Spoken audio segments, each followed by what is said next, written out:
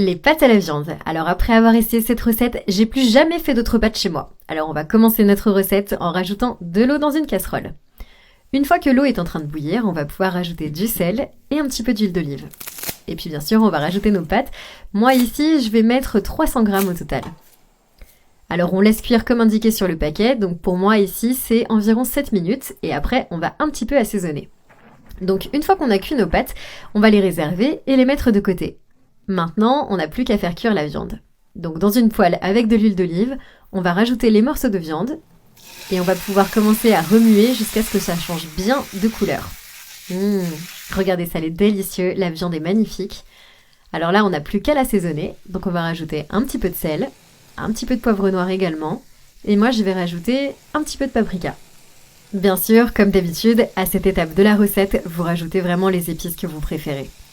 Donc moi ici, je vais quand même rajouter un petit peu d'ail en poudre et je vais commencer à bien mélanger toute ma préparation.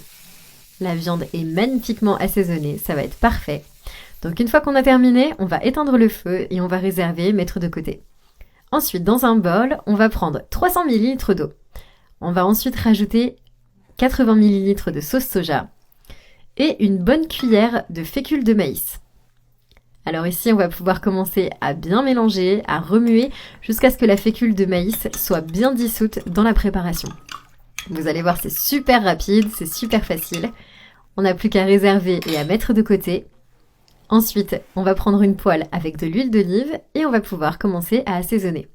Donc moi ici, je vais rajouter un petit peu d'huile d'olive. Ensuite, je vais rajouter un oignon que j'ai préalablement haché, également une tomate hachée. Je vais aussi mettre un demi-poivron vert.